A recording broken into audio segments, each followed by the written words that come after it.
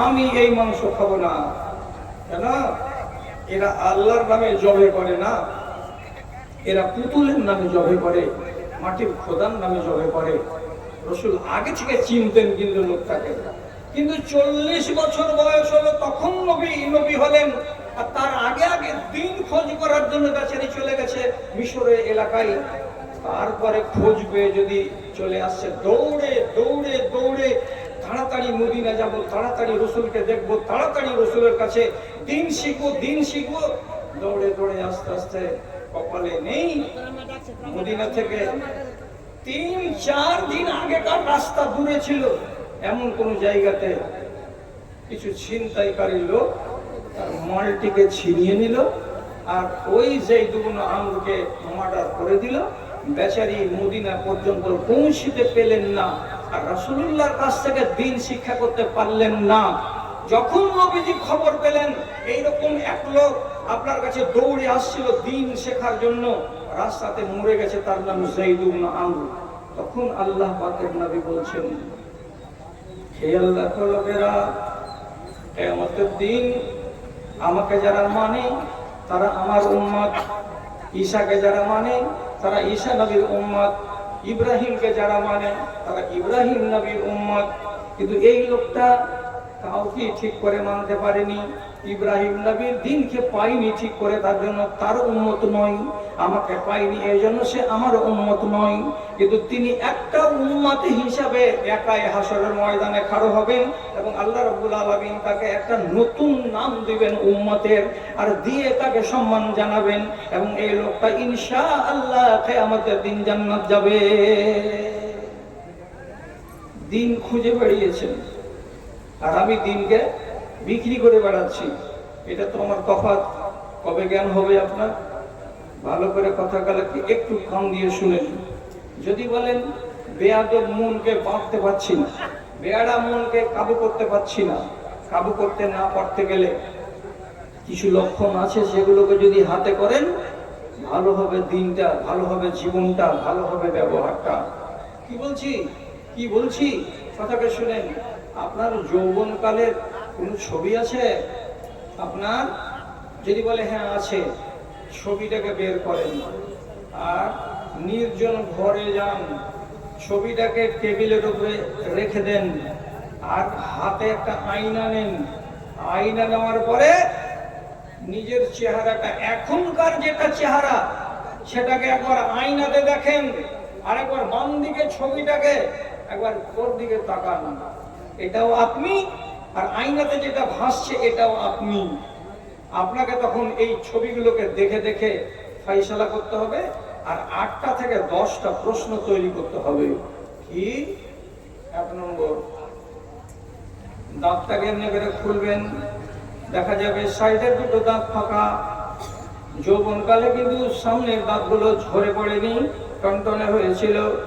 আপনি বলবেন, আহারে আমি তো এই লোকটা, সেদিন তো দাঁতগুলো কত টলটল করছিল, আজকে দাঁতগুলো আঁকা বাঁকা হয়ে গেছে এবং দুটো ঝরে পড়ে গেছে, দাঁতটা ফাঁকা হয়ে গেছে। চামড়াগুলোকে দেখেন, আহারে এটা 25 বছর বয়সের ছবি, চামড়াগুলো কত টলটলে হয়ে আছে, কত সুন্দর গ্লেজ আছে চেহারায়। আর আজকের দিনে কপালে কুচি লেগে গেছে, গালে কুচি লেগে গেছে, আর আজকের চেহারাটা সেই চেহারাটার সাথে কোনো মিল নাই। সেদিনকার দাড়িগুলো ছিল কালো কুচকুচে, আজকের দাড়িগুলো সবই হয়ে গেছে সাদা। তারপরে আপনি বলবেন, এই চেহারাটা তো, এই যে চোখ দেখা যাচ্ছে, এই চোখে কত পাওয়ার ছিল। 3 কোষ দূর থেকে, 1 কিলোমিটার দূর থেকে, 50 মিটার দূরে থেকে কোনো মানুষকে দেখেছি তো বলে দিয়েছি এটা অমুক আসছে। আর আজকের দিনে 15 হাতের দূরে যদি একটা কোনো লোক থাকছে, আমি বলতে পারি না যেটা আমার ভাই এলো না এটা আমার মামা এলো, তাহলে ওটাই চোখ আছে, কিন্তু চোখে সেই পাওয়ার নাই। চেহারা বদলে গেছে, দাঁত পড়ে গেছে, কানে শুনছি অনেকটা কম, মগজে যেগুলো বুদ্ধি আছে, বিবেক আছে, জ্ঞান আছে, সেগুলো কিন্তু অনেকটা বাটা পড়ে গেছে। আগের মতো তাজা বুদ্ধি এখন নেই। তো মানুষ তো আমি ওইটাই, তাহলে এমনটা কেন হলো? শেষের বেলায় আপনি নিজে তখন ফয়সালা করে নেবেন। কি বলে? কবরে যাওয়ার সময় হয়ে গেল। কেন? আল্লাহ তাআলা নিজে বলছেন, ওমান নুআম্মিরুহু ওমান নুআম্মিরুহু নুনাক্কিসুহু ফিল খালকি আফালা ইয়াকিলুন। যে কোনো মানুষকে মরণ দেওয়ার আগে আমি তাকে 1.5 বছরের শিশু যেমন ছিল তেমনি আবার 1.5 বছরের শিশুর মতো বানাবো, বানিয়ে আমি তাকে কবরে নিয়ে যাব। আপনি বলবেন 1.5 বছরের শিশু কেমন করে হয়? 1.5 বছরের শিশু যেমন আকেল থাকে না, আপনার তেমনি আকেল থাকবে না। 1.5 বছরের শিশু শুধু কান্না করতে জানে আর হাসতে জানে, কথা বলতে জানে না। তেমনি আপনি যদি পারবেন তো কাঁদতে পারবেন, আর আপনি যদি পারবেন তো হাসতে পারবেন। বেশি কথা আপনি বলতে পারবেন না। 1.5 বছরের শিশু একাই যেমন দাঁড়াতে পারে না, তেমনি আপনার বয়স যখন হয়ে যাবে আপনি একাই চলতে পারবেন না, পা থরথর করে পড়ে যাবেন মুখের ঘরে। 1.5 বছরের শিশু যেমন পিশাব করে দেয় কাপড়ে, পায়খানা করে দেয় কাপড়ে, তেমনি আপনিও যেদিন বয়সপ্রাপ্ত হয়ে যাবেন তখন আপনিও নিজের কাপড়ে পিশাব করে দেবেন, আপনার খেয়াল পর্যন্ত থাকবে না। পরিস্থিতিটা এমন দাঁড়ালো শুধু সাইডে থাকবে আপনার 5 ফিট 5.5 ফিট, কিন্তু বুদ্ধি আর বিবেক আর চলনগুলো সব 1.5 বছরের বালকের মতো হয়ে যাবে। তারপর আল্লাহ রাব্বুল আলামিন বলছেন, তোমাকে ওই হালাতে নিয়ে যাওয়ার পর আমি তোমাকে কবরে নিয়ে যাব। এবার আপনি ফয়সালা করেন। চোখের যদি কমে গেছে, কানের ক্ষমতা কমে গেছে, বিবেক বুদ্ধি কমে গেছে, চুল দাড়িগুলো সব সাদা হয়ে গেছে, তাহলে তো ঠিক আমি এগিয়ে চলেছি কোথায়? তো আমার শেষ মঞ্জিলের দিকে। কালো কেশ যত সাদা হয়ে গেছে, কালো কেশ যত সাদা হয়ে গেছে, চামড়া গিয়েছে ঝুলে, শক্ত জিনিস চিবাতে পারো না, সব দাঁত পড়েছে খুলে গো, সব দাঁত পড়েছে খুলে। দর্পণে এবার আল্লাহকে আঁকো, দর্পণে এবার আল্লাহকে আঁকো, তুমি পরকালে পাবে জয়। জীবন দুয়ারে জমে সে খাড়ো, আর এদিক ওদিক নয়। জোশ ছেড়ে দিয়ে হুঁশ দিয়ে করো, মনে অনুতাপ আর ভয়, মনে অনুতাপ আর ভয়। আক্কেল ফিরে আসবে, বদবুদ্ধিটি পালাবার চেষ্টা করবে। যদি বলেন এত হবে না, ভিতর মরে গেছে, তাহলে আপনাকে আরেকটা কাজ করতে হবে। সেটা কি? কোনো একবার দিনের বেলায় একাই বাড়ির পাশে যদি বড় কবরস্থান থাকে, কবরস্থানে যেতে হবে। যেগুলো তাজা কবর সেগুলোকে দেখতে হবে, যেগুলো পুরানা কবর সেগুলোকে দেখতে হবে। তার মাঝখানে নিজের বাপের কবরটাকে খুঁজে বের করতে হবে, নিজের মায়ের কবরটাকে খুঁজে বের করতে হবে, কবরের পাশে দাঁড়াতে হবে। একাই যাবেন, যাওয়ার পরে প্রশ্ন করবেন নিজের মনের সাথে, কি এই কবরটা মনে হয় 10 দিন হলো, এর টাটিগুলো সুন্দর হয়ে আছে। এই কবরটা মনে হয় 6 মাসের হয়ে গেল, এর টাটিগুলো কিন্তু পুরানো হয়ে গেছে। ওইখানে কবরটা মনে হয় 2 বছরের হয়ে গেছে, ওর উপরে টাটি ফড়কা কিছুই দেখতে পাওয়া যায় না। তার কোনায় দেখবেন এটা আমার বাপের কবর, কবরটা বসে গেছে, ডোবা হয়ে গেছে, বরাবর হয়ে নাই। ওখানে নিজের বাপকে মনে মনে কল্পনাতে এঁকে নিয়ে একাই প্রশ্ন করে বলুন, বাজান তোমার কবরে যাওয়া কতদিন হলো? 20 বছর হয়ে গেল। তাহলে আমারও তো কবরে যাওয়ার টাইম আর বেশি বাকি নাই।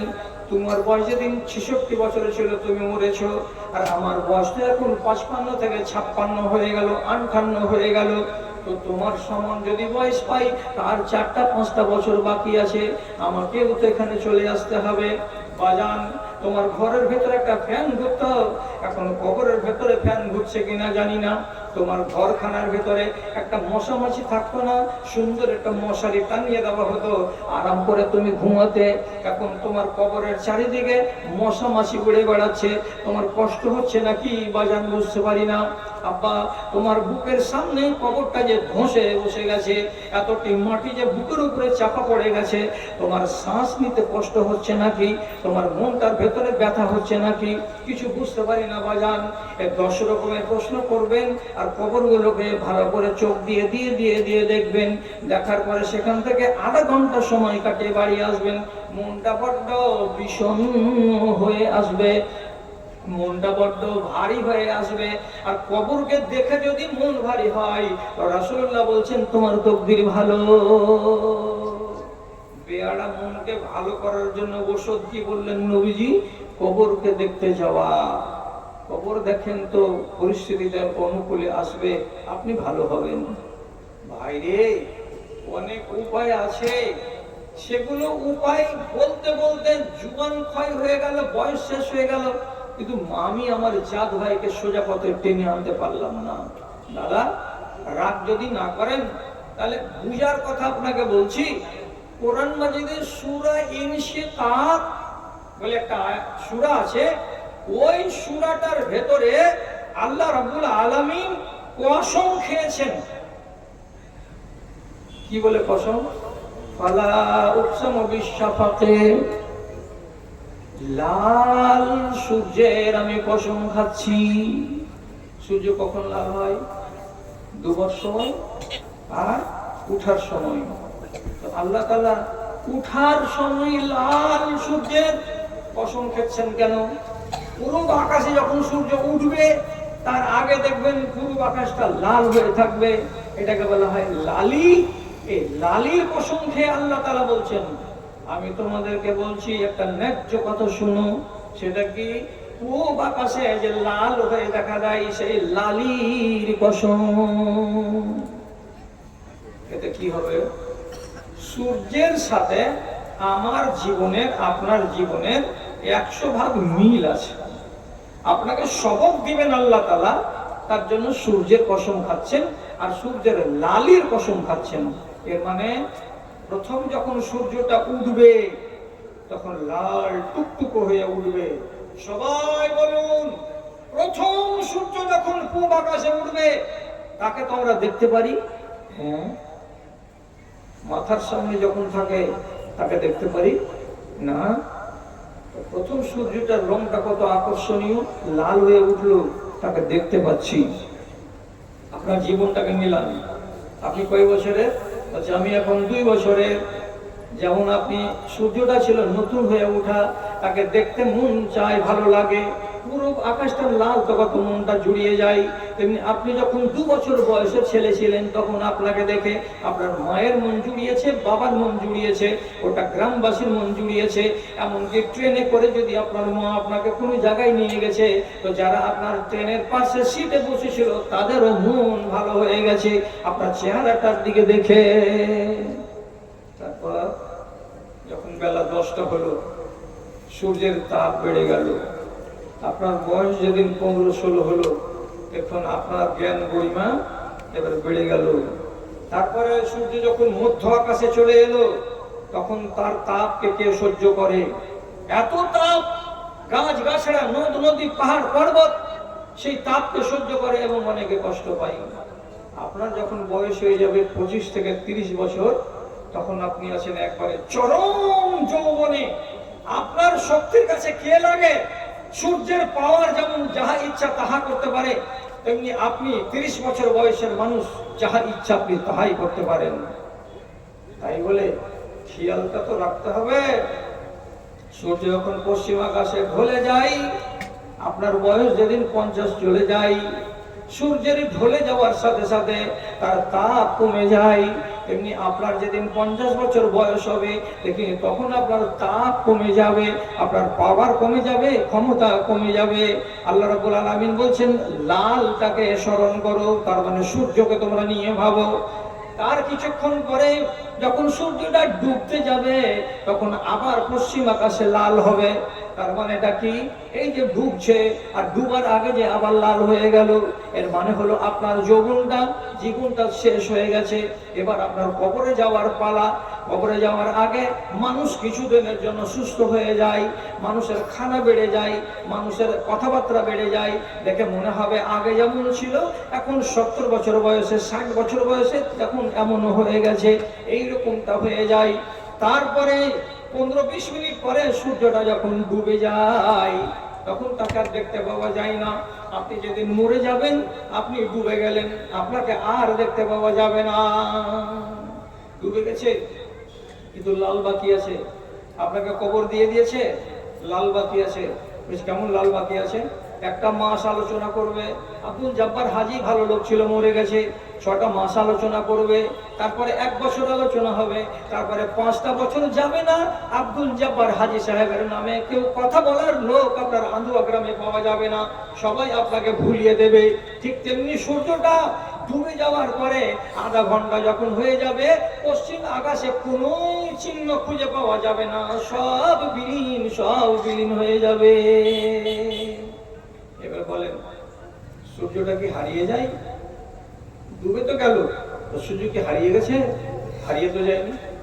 ভারতের আকাশে দেখা যায় না, পশ্চিমবঙ্গের আকাশে দেখা যায় না, কিন্তু ও তো কুয়েতের আকাশে দেখা যায়, ওকে তো হাবশার আকাশে দেখা যাবে, ওকে তো আমেরিকার আকাশে দেখা যাবে, ও তো ডুবে যায়নি। ঠিক তেমনি আপনি কবরে চলে গেছেন, আপনার আলোচনাটা হারিয়ে গেছে কিন্তু আপনি হারিয়ে যাননি। কোথায় আছেন আপনি? হাদিস অনুযায়ী আপনি বারজাখের জগতে আছেন। বারজাখের জগৎ মানে কি? আল্লাহর হিসাবের মধ্যে আছেন।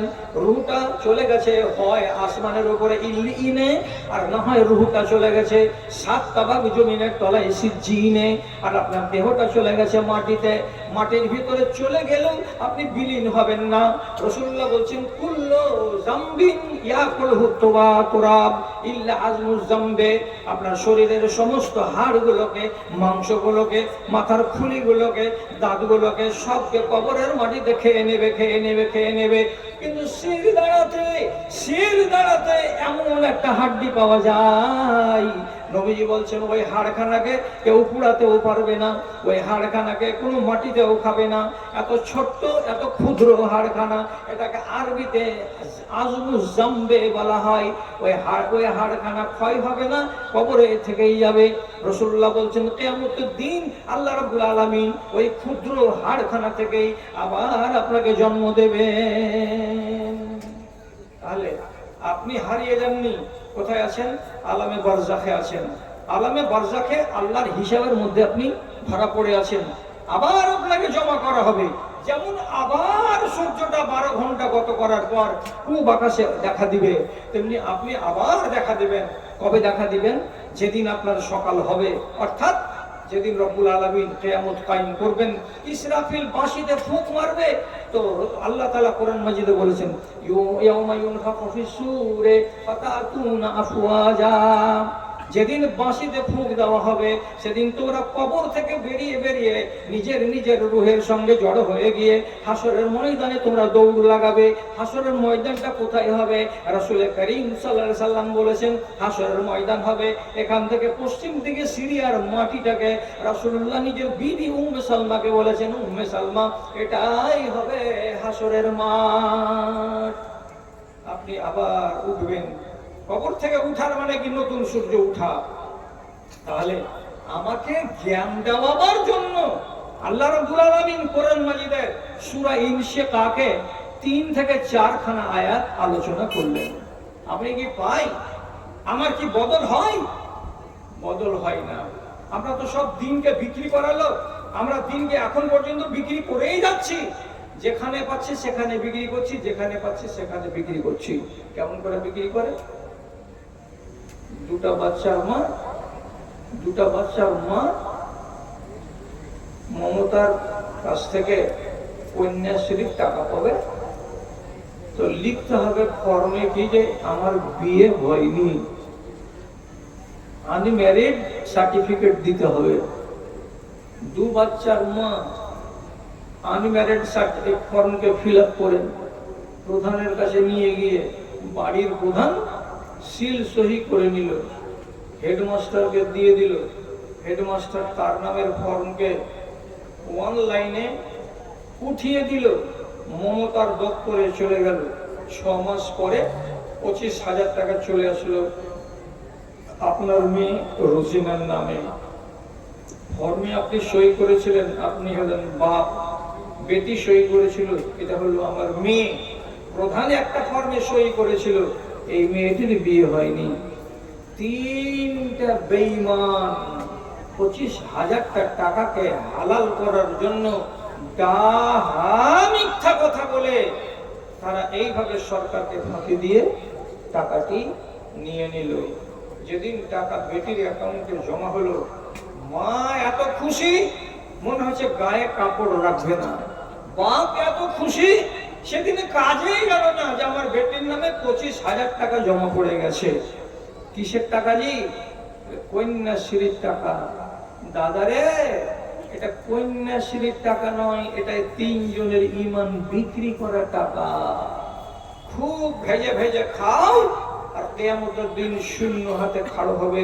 সেদিন না বুঝতে পারবে যে ঈমানকে বিক্রি করা কাকে বলা হয়। বিক্রি নয় তো কি? ঈমান। আমাদের দেশে যতগুলো মোড়ল আছে 90 জন ঈমান বিক্রি করা মোড়ল। মাতব্বরি করছে, মোড়লি করছে, কিন্তু ঈমান রেখে করে না। কি করে? একটা ছেলে কেরালায় খাটতে গেছে, স্বামী 4 মাস থেকে বাড়িতে নাই। ওর স্ত্রী অ্যান্ড্রয়েড মোবাইলে মাঝে মাঝে ফোন করছে, আর হোয়াটসঅ্যাপের মাধ্যমে স্বামীর সাথে মুলাকাত হচ্ছে, দেখা হচ্ছে, কথা হচ্ছে। খুব বেচারি খুশি আছে মনে মনে, আমার স্ত্রী বাড়িতে আরামে আছে, আর আমি আমার স্ত্রীকে সুখ দেব, তার জন্য টাকা ইনকাম করতে এসেছি কেরালার মাটিতে।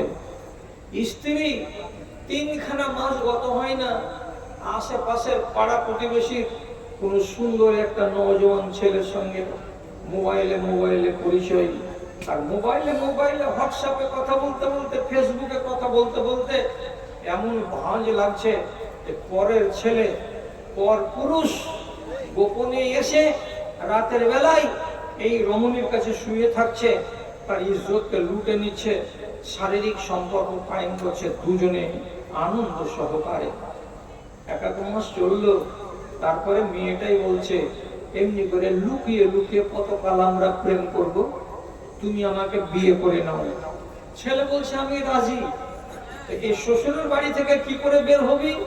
যেমন করে বের হতে হয় আমি তা জানি। 2 বাচ্চার মা বাচ্চাকে রাতের বেলায় বিছানায় শুইয়ে দিয়ে আউট চলে গেল, আর ওই গ্রামের দক্ষিণ মাথার ছেলের সঙ্গে বেরিয়ে গিয়ে আমাদের দেশে যেগুলো কাজী আছে এখনকার জামানায়, আল্লাহ এগুলো কাজীর ভেতরে 100টার ভেতরে 1টাকে জান্নাত দিবেন, আর বাকি 99টা কাজীকে ওর গলায় বংশী দিয়ে জাহান্নামে ঢুকাবেন। এ কথাটা কাগজ লিখেছেন, আমি লিখে দিচ্ছি। 99টা কাজীকে আল্লাহ তাআলা জাহান্নামে ভরবেন এদের কুকীর্তির কারণে। টাকা ঝাড়েন, বিবি ছাড়িয়ে নেবেন, তাও ছাড়িয়ে দেবে। রাত 12টার সময় যদি কাউকে বিয়ে করতে চান, তাও বিয়ে করিয়ে দেবে। ওর গার্জেন কোথায়, ওয়ালি কোথায়? তাই হাজি সাহেবকে আমরা গার্জেন বানিয়ে দিলাম, বিয়ে ঠুকে দেবে। খালি মাল ঝাড়েন। এরা কারা? এরা কাজী সাহেব। চলে গেল সকাল 8টার সময়, দিয়ে 2 ছেলের মা, ওই ছেলেটার সঙ্গে বিয়ে পড়া হয়ে গেল। কাজী সাহেব বলছে, তুমি আগে তোমার স্বামীকে ডিভোর্স দাও। ডিভোর্স মানে কি? তালাক দাও, তাহলে তুমি আমাকে বিয়ে করতে পারবে, এই ছেলেটাকে বিয়ে করতে পারবে। তখন বেলা 8টার সময় ওর স্বামী আছে কেরালায়, ওর স্বামীকে তালাক দিয়ে দিল, কাগজ তৈরি করে দিল কাজী সাহেবের কালকে ডেট দিয়ে। আর আজকের ডেটে এই ছেলেটার সঙ্গে তখনই 2 ঘন্টা পরে বিয়ে করিয়ে দিল। আর ওই কাগজখানাকে পোস্ট অফিসে দিয়ে স্বামীর অ্যাড্রেসে পাঠিয়ে দিল। 8 দিন পরে ছেলেটা যদি পাচ্ছে, পড়ে যদি দেখছে, তো বলছে, তোমাকে আমি তালাক দিলাম। দৌড়ে দৌড়ে এরোপ্লেন ধরে দমদমে নেমে তারপরে ট্রেন ধরে বাড়ি আসছে। তো ততক্ষণে খবর কি, তোমার বেটা কাউকে গ্রামের দক্ষিণ মাথার জমশেদ মুন্নার বেটাকে বিয়ে করে নিয়েছে। আল্লাহ, এটা বিয়ে হবে? হয়ে যাবে এটা বিয়ে? যতক্ষণ পর্যন্ত স্বামীর কাছ থেকে কোনো মেয়ে ছেলে তালাক না নিবে, 90 দিন গত না হবে, ততদিন অন্য কাউরির সঙ্গে বিয়ে করা যাবে না। এক, মেয়েটি যদি স্বামীর কাছে তালাক না নেয়, যদি খোলা করে নেয়, খোলার মানে কি, মোহরানাটা স্বামীকে ঘুরিয়ে দিবে, আর দেওয়ার পরে সামনাসামনি স্বামীকে বলবে, স্বামী তোমার সঙ্গে আমার বনে না, আমি তোমার ভাত খাবো না, তুমি আমাকে আজাদ করে দাও, তুমি আমাকে মুক্ত করে দাও, তোমাকে তোমার মোহরানা ঘুরিয়ে দিলাম। এভাবে যদি করে দেয়, স্বামী বলবে তুই যখন আমার ভাত খাবি না, আমি তখন তোকে ছেড়ে দিলাম, বাদ দিয়ে দিলাম, তোকে আজাদ করে দিলাম। যদি স্বামী মেনে নাই, তাহলে ওই মেয়ে ছেলেটিকে কমসে কম যেদিন তার স্বামী তাকে আজাদ করলো, সেদিন থেকে নিয়ে 1 মাসের মধ্যে একটা মাসিক হওয়া পর্যন্ত তাকে অপেক্ষা করতে হবে। একটা মাসিক যখন হয়ে যাবে, তখন প্রমাণ হয়ে যাবে মেয়ে ছেলেটির পেটে বাচ্চা নাই, সুতরাং সে অন্য জায়গায় বিবাহ করতে পারবে, নচেত অন্য জায়গায় বিবাহ করতে পারবে না। আপনি বলবেন কেন পারবে না? এরা দুজন যে রাজি, তো রাগ করিয়ে না, আন্ধুয়া গ্রামের লোক। যা বলছি আপনাকে আমি কোরআন হাদিসের কথা বলছি। রাসূলুল্লাহ বলেছেন, লা ইয়াসকি আহাদুকুম মাআহু সারআ গায়রিহি, হে আমার উম্মতিরা, তোমরা কেউ যেন, কোন মুসলমান যেন তার নিজের পানি অন্য লোকের অন্যর জমিতে না পটাতে যায়, মানে পরের জমিতে সেচ দিতে যেও না, নিজের জমিতে সেচ দাও, নিজের জমিতে সেচ দেওয়া যাবে। আল্লাহ রাব্বুল আলামিন কোরআনে মেয়ে ছেলেকে বলেছেন হারসুল লাকুম, এটা হলো তোমাদের জমি, এটা হলো তোমাদের ভূমি, যে জমিতে বসে আছো এখানে কি হবে, আপনার গম হবে, সরিষা হবে, আর ফসল হবে। আর ওইটাকে যে জমি, আল্লাহ তাআলা বলেছেন মেয়ে ছেলের জমি থেকে কি পয়দা হবে, মাওলানা পয়দা হবে, মাস্টার পয়দা হবে, ডাক্তার পয়দা হবে। রব্বুল আলামিন মেয়ে ছেলেকে ভূমি বলেছেন, মেয়ে ছেলেকে জমি বলেছেন। সুতরাং ওইটা হলো একটা লোকের জমি, ওই জমিটাতে তার মালিক সেচ দিয়ে রেখেছে। সেচ দিয়ে রাখার মানে কি, রাগ করার কথা নয়, সেখানে সে বীজ ফেলে রেখেছে। বীজ দিয়েছে কেন, ফসল হবে এই জন্য। পরের জমিতে সেচ দিও না, ওই জমিতে সেচ দেওয়া আছে। কার জমিতে সেচ দেব, যেদিন প্রমাণ হয়ে যাবে যে এই জমিটা পরের নয়, সেদিন তুমি সেখানে সেচ দিতে পারবে। কবে হবে এটা? আপনাকে কি শিখালাম? তালাক যদি হয় তো 90 দিন বসে থাকতে হবে, আর খোলা যদি হয় 1 মাস দাঁড়াতে হবে।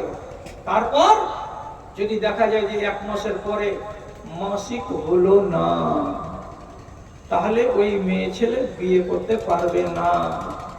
কেন পারবে না? ওর স্বামী ওকে খোলা দিয়ে দিয়েছে ঠিক, কিন্তু ওই স্বামীর যে বিছন ফেলা ছিল জমিতে, সেই বিছন কিন্তু বহাল হয়ে গেছে। তার মানে পেটে বাচ্চা আছে। যতদিন বাচ্চা দুনিয়াতে না আসবে, ততদিন তুমি পরপুরুষের কাছে যেতে পারবে না। বুঝে যাচ্ছে কথা? আচ্ছা, এইবার এটা কেন বললাম? আমার মনে হয় 95টা ছেলে জানে, আর 95টা মেয়ে জানে যে এইভাবে করাটা জায়েজ নয়। কেন নয়? হালাল বংশ হারাম হয়ে যাবে। কেমন হারাম হয়ে যাবে? স্বামী আছে বিদেশে, লুকিয়ে তুমি কোনো ছেলের সঙ্গে নাজায়েজ কাজ করে নিলে, তোমার পেটে বাচ্চা ঠিকে গেল। 1 মাসের পেট কেউ বুঝতে পারবে না। 1 মাস পরে স্বামী এলো, মেলামেশা হলো, বুঝতে পারলো না যে আমার স্বামী না, আমার স্ত্রী গায়ে ভারী। স্ত্রী ধরা দিল না, আমার পেটে যে বাচ্চা এসেছে এটা আমার স্বামীর না, এটা বাইরে থেকে আমি এনেছি। ও জানে, কিন্তু বলতে গেল না। ঠিক আঙুলে গুনে 8 মাস, 8.5 মাস, 9 মাস পরে বাচ্চা ভূমিষ্ঠ হবে। স্বামী মনে মনে খুশি, আমার স্ত্রীর পেট থেকে একটা বেটা হয়েছে। আমার বাড়ি এসে সালে মুড়ে এমনি করে কোলে করে নিয়ে বেড়াবে, বলবে ওরে আমার দা বাপ রে, ওরে আমার ধন রে, ওরে আমার কলেজা রে। কিন্তু এই ধন, এই কলেজা তোমার জন্ম দেওয়া নয়।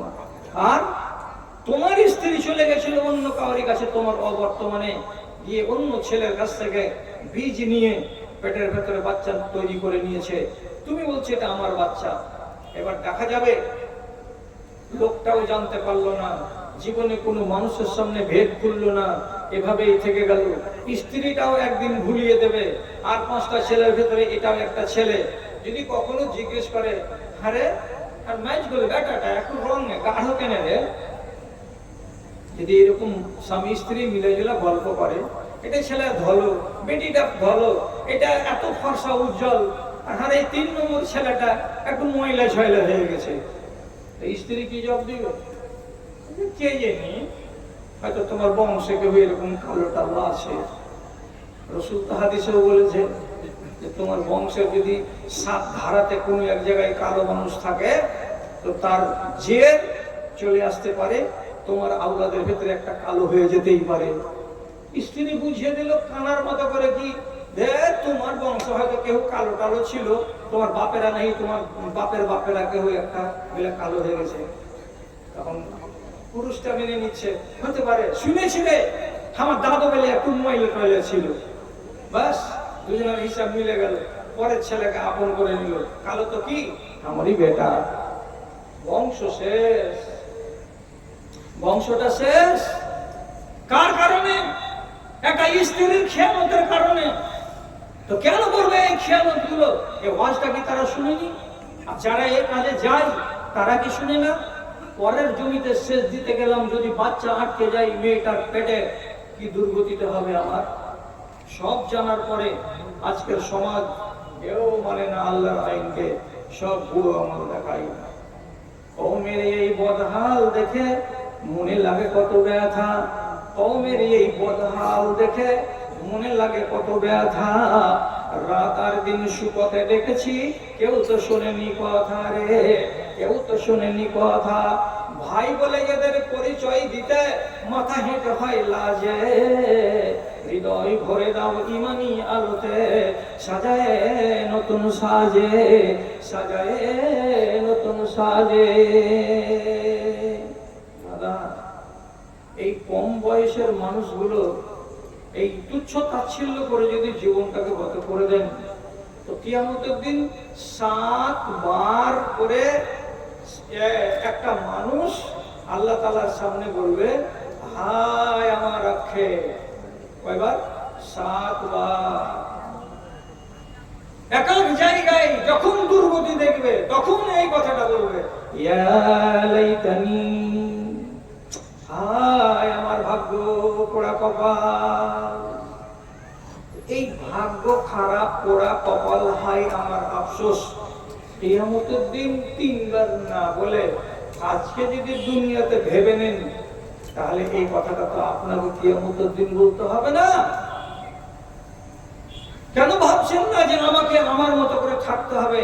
এই ক্ষণস্থায়ী দুনিয়াতে ষাঁড়ের মতো জীবন কাটালে চলবে না। ফজলুল আয়াজ রাহিমাহুল্লাহ একদিন বাইরে মাঠে দাঁড়িয়ে আছেন, রাস্তায় একটা লোক চলে আসছে, চুল দাড়ি সব পাকা। ওকে ডাকছে, বাবাজি শুনেন। লোকটা কাছে এলো, সালাম দিল। সালাম পাওয়ার পর তখন তিনি ওকে মিঠা ভাষাতে বলছেন, কাম মারারতা মিনার রাবিয়ে ফি আয়েশাকা, আপনি আপনার জীবনে কতটি বসন্ত দেখেছেন? এর মানে হলো যে আপনি কত বছর এখন পর্যন্ত বাঁচলেন, গত করলেন, কত বছর গত করা হলো? তখন লোকটা বলছে, 60 সানা, আমি 60 বছর গত করে দিয়েছি। ফজলুল আয়াজ তখন ওকে মিঠা সুরে বলছে, ইন্নাকা তাসিরু ইলা রাব্বিকা ইয়াওমান ফায়াওমান ইউশাকু আন তাবলুগহু। আপনি যেদিন জন্মেছেন সেদিন থেকে আজ পর্যন্ত হেঁটেই যাচ্ছেন, হেঁটেই যাচ্ছেন, হেঁটেই যাচ্ছেন। কার দিকে? আপনার রবের দিকে, আপনার আল্লাহর দিকে আপনি হেঁটে যাচ্ছেন। তবে আমি এইটুকু বলতে পারি, 60 বছর আপনারা হাঁটা হয়ে গেছে, আপনি আপনার রবের দিকে এগিয়ে চলে এসেছেন। অল্প কিছু দিন যেতে গেলে আপনি আপনার রবকে পেয়ে নেবেন, আপনার আল্লাহর সাথে মুলাকাত হয়ে যাবে। আর বেশি দেরি নাই বাবজান। 60 বছর হাঁটছেন, 60 বছর ধরে নিজের আল্লাহর দিকে এগিয়ে এসেছেন, কবরের দিকে এগিয়ে আসছেন, খুব তাড়াতাড়ি পেয়ে যাবেন আপনি আল্লাহকে। বেচারি বয়স্ক মানুষ চমকে গেল, আর দিয়ে ফজলুল আয়াজের মতো আলেমের সামনে হঠাৎ করে বলছে, ইন্না লিল্লাহি ওয়া ইন্না ইলাইহি রাজিউন। আপনি তো ঠিক কথা বলেছেন, আমি তো 60 বছর ধরে যে হাঁটছি, আমি তো একদিন আমার রবকে পেয়ে যাব। আর আপনি বললেন খুব তাড়াতাড়ি পেয়ে যাবেন, কারণ 60 থেকে 70 বছর তো আমাদের বয়স, তাহলে আজ বেশি দিন আপনাকে হাঁটতে হবে না। ভয় হয়ে গেল জান। তখন ফজলুল আয়াজ ওকে বলছেন, আচ্ছা বাবা, আপনি যে বললেন ইন্না লিল্লাহি ওয়া ইন্না ইলাইহি রাজিউন, এর মানে জানেন? বলছে হ্যাঁ জানি। কি? আমরা আল্লাহর জন্য এবং নিশ্চয় আমাদেরকে আল্লাহর দিকে ফিরে যেতে হবে। তখন ফজলুল আয়াজ বলছেন, আল্লাহর কাছে যে ফিরে যেতে হবে এই কথাটা আপনি বুঝতে পারছেন, তাহলে নিশ্চয়ই এই কথাটা বুঝতে পারছেন আপনি যে আল্লাহ আপনার সঙ্গে কিছু কথা বলবেন। বুড়া মানুষ, চোখগুলো ডকডক করছে পানিতে, হ্যাঁ কিছু মনে হয় আল্লাহ তাআলা বলবেন। যে বাবা ওই কথাটা বলিয়েন না, আপনি ঠিক করে বলেন। আপনি যে আল্লাহর কাছে চলে যাবেন আর আল্লাহর কথা বললেন যে আমি আল্লাহর জন্য আর আল্লাহর কাছে আমি ফিরে যাব, তো আল্লাহ তাআলার কাছে যখন আপনি ফিরে যাবেন তো আপনাকে কিছুই বলবেন আল্লাহ? বলবে। কি বলবে? বলছেন ইয়াউমা ইয়াকুমুন নাসু লিরাব্বিল আলামিন। আল্লাহ তাআলা তো কোরআনে বলে দিয়েছেন প্রত্যেকটা মানুষকে তার রবের সামনে খাড়া হতে হবে, মুখোমুখি খাড়া হতে হবে। কিসের জন্য? তো হিসেব দেওয়ার জন্য। তো আপনাকে আল্লাহ তাআলা কিছু হিসেব বলবেন, কোন কথা আপনার কাছে শোধাবেন, কয়টা প্রশ্ন করবেন আল্লাহ আপনাকে। আপনি কি প্রশ্নগুলোর জবাব দেওয়ার জন্য তৈরি আছেন বলেন তো? বেচারি থরথর থরথর করে কাঁপছে, কোনটা প্রশ্ন করবেন আল্লাহ, আর আমি জবাব দিতে পারবো কি পারবো না, কি হবে তখন আমার যদি জবাব দিতে না পারি। শেষে কথা না বাড়িয়ে উনি শর্টের উপরে বলছেন, বাবা ভেতরে যে ভয়টা ঢুকে গেছে, এই ভয়টাকে যদি আমার বের করে দাও, আর যদি বের করতে হয় আমাকে কি করতে হবে ওই কথাটা তুমি আমাকে বলে দাও, আমি ওইটাই কাজ করবো, তাছাড়া আমি আর তোমার কাছে অন্য কিছু শুনতে চাই না। তখন তিনি বললেন, লাউ সালহা মা বাকিয়া মিন হায়াতিকা ফালা ইউসআলু মা মাযামিনকা।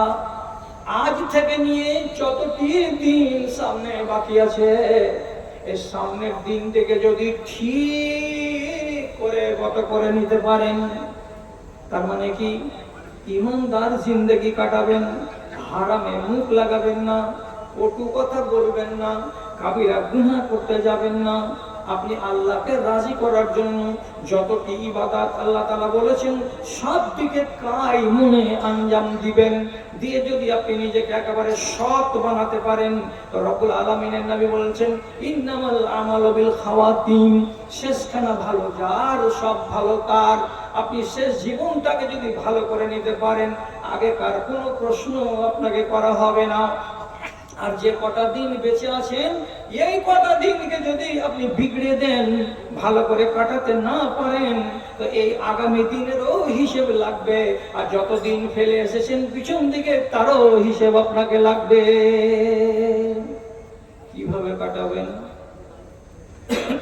বুড়ো মানুষ বলছে, বাজান আজ থেকে এই জ্ঞানটা পেলাম, এমন কোন কাজ আমি করব না যাতে আমার রব আমার উপরে রেগে যায়। তো আপনি এবার আওয়াজ তো করবেন না, সংখ্যা কমে গেছেন যে আপনার কাছ থেকে আমি আওয়াজ শুনবো। চায়ের দোকানে তীরমোহনীতে চা খাচ্ছেন বসে বসে, আপনারা 7 জন লোক আছেন, ইব্রাহিম ভাই, জবেদ ভাই, এবাদ ভাই, আব্দুল্লাহ ভাই, আব্দুর রহমান, আবেদ আলী, এই 7-8 জন ভাই আছেন, আপনার সাথে ওই চায়ের দোকানে মুখোমুখি বেঞ্চে আর 7 জন ভাই আছে গায়ের মুসলিম। একটার নাম হলো হরেন দাস, একটার নাম হলো বীরেন দাস, একটার নাম হলো সুজল, একটার নাম হলো সুবল, আর একটার নাম হলো কানাই। এইসব গায়ের মুসলিম ভাই কটা এই চায়ের দোকানে সবাই মিলে চা খায়। আপনিও খাচ্ছেন, ওরাও খাচ্ছে।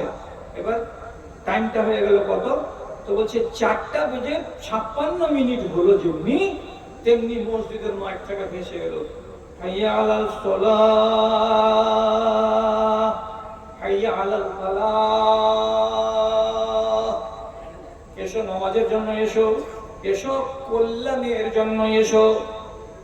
শুধু নামাজ বলে ক্ষান্ত হয় না, নামাজ আপনাকে ভারী লাগতে পারে। এই জন্য আল্লাহ তাআলা কি বলেছেন, এসো কল্যাণের দিকে এসো। এটা করতে গেলে তোমার লাভ আছে, এটা করতে গেলে তোমার কল্যাণ হবে। এই জন্য কল্যাণের দিকে আপনাকে ডাকা হয়। আজানটা পড়ে গেল, আজান পড়ার পরে আল্লাহর আজানের ধ্বনি আপনার পাছাটাকে বেঞ্চ থেকে টেনে খাড়ো করতে পারলো না। আপনি খাড়ো হলেন না। ওই বেঞ্চে বসেছিল হরেন, ওই বেঞ্চে বসেছিল সুরেন, ওরাও খাড়ো হলো না। কেন খাড়ো হলো না? ওদের জন্য নামাজ নাই, আল্লাহর ডাককে তারা আল্লাহর ডাক বলে মানে না। ওর পাছার লেগেই থেকে গেল বেঞ্চে। ও তো বলবে আমরা এগুলো মানি না, ওর তো রেহাই হয়ে গেল এখানে। আপনি যে আল্লাহকে মানেন, আল্লাহকে চেনেন, আর আল্লাহর খান আর বেঁচে থাকেন, আপনি কেন আল্লাহটাকে সাড়া দিলেন না? বেঞ্চটাকে কেন ছাড়তে পারলেন না? জায়গাটাকে ছেড়ে দিয়ে যেখান থেকে আওয়াজ আসছিল সেখানে কেন যেতে পারলেন না? যদি যেতে না পেরে থাকেন তাহলে আপনাকেই ফয়সালা দিতে হবে। কিয়ামতের দিন নয়, আজকের দিনেই দিতে হবে। আপনার মধ্যে আর আপনার সাথে যে চা খাচ্ছিল ধীরেন বসে বসে, তার মাঝে কি তফাৎ আছে রে দাদা? আছে তফাৎ?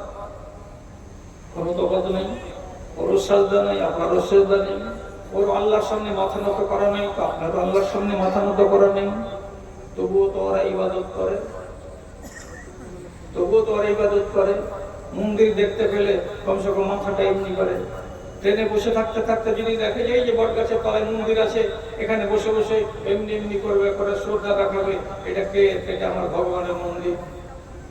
যেদিন হবে কালী পূজার রাত, সেদিন না পারলে কমসে কম 10টা বলগুলো জ্বালাবে, 10টা কুপিগুলো। গরিব হতে গেলে 10টা জ্বালাবে, ধনী হতে গেলে 2000টা জ্বালাবে।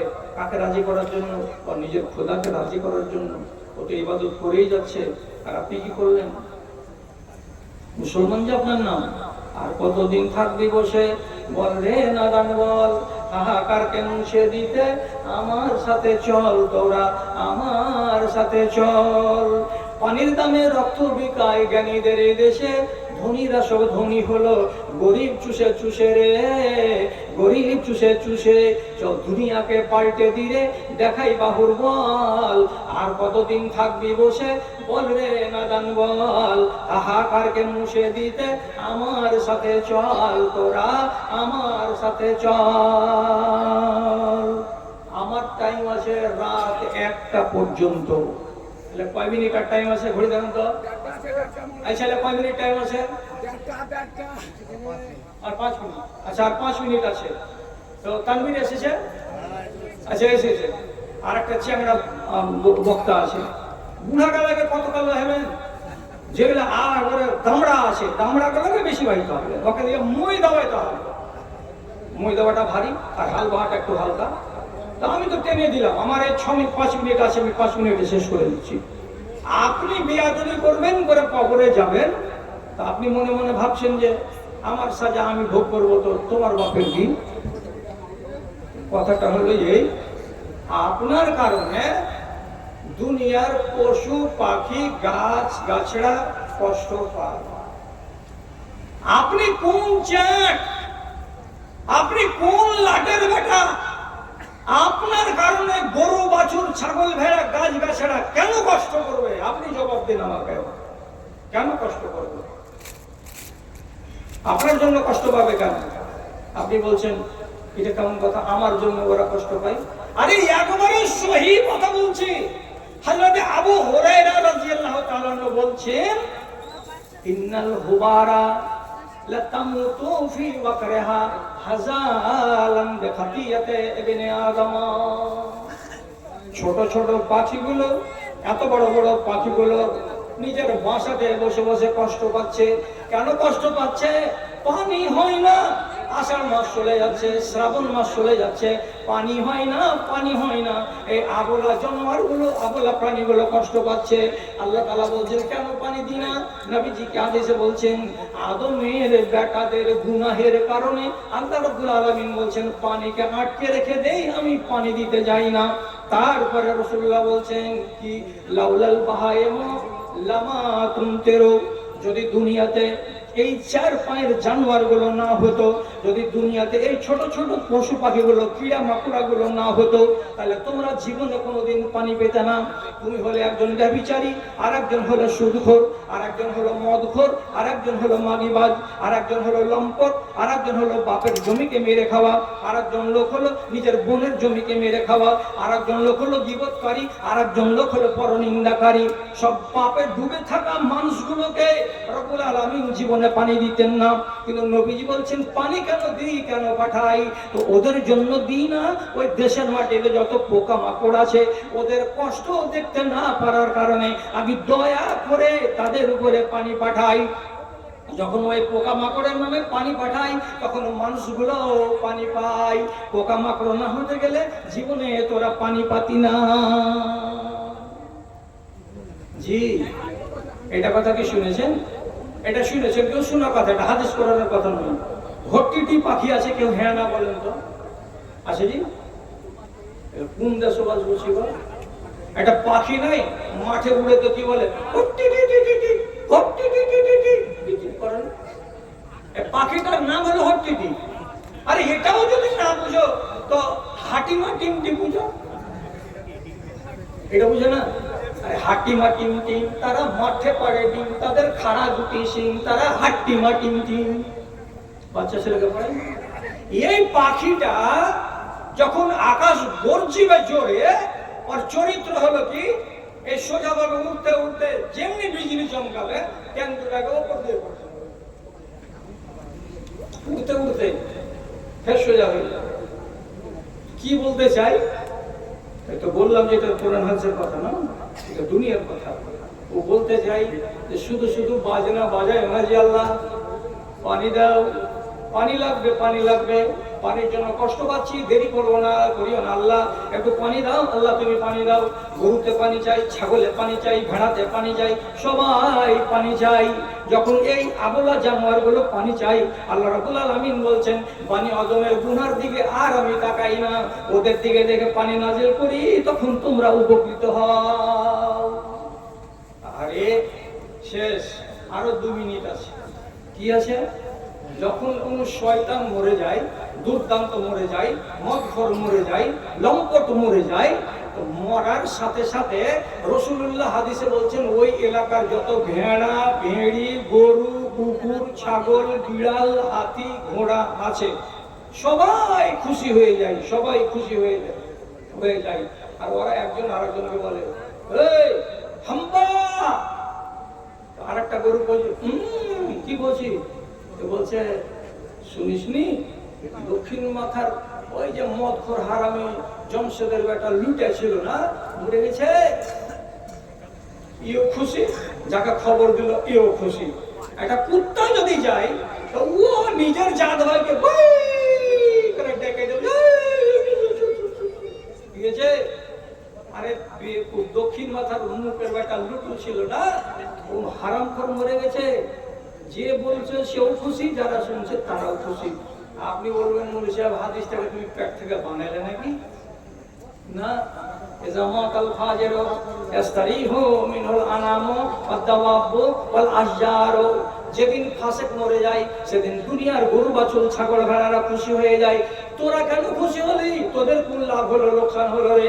তো একটাই মাত্র কারণ হলো এই হারামখোর লুটুর কারণে আসমান থেকে পানি হচ্ছিল না, এই হারামখোর সবুরের কারণে আসমানের পানি বন্ধ ছিল। আর এই লম্পট গুলো মরে গেল তো ভালো হলো, এদের কারণে আর আমাদেরকে কষ্ট পেতে হবে না।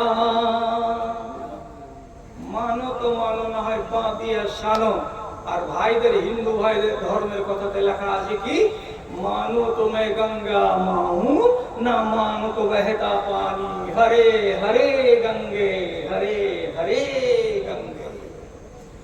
मानो तो गंगा माँ আর না মানলে গঙ্গা নদী।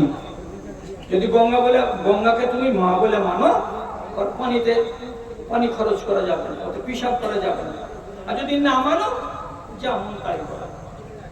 আমি আপনাকে এতটি কথা বললাম, যদি আল্লাহর হস্তে কথাগুলোকে হেফাজত করেন, শুকরিয়া, আল্লাহ আপনাদের কল্যাণ করুন, আমাদের কল্যাণ করুন। তবলিগে জালসায় যতটি কথা শুনলেন সেটিকে আপনি যদি হেফাজত করতে পারেন, তা আল্লাহ আপনাদের দুনিয়াতে আপনি কামিয়াব, আপনি আখিরাতে কামিয়াব।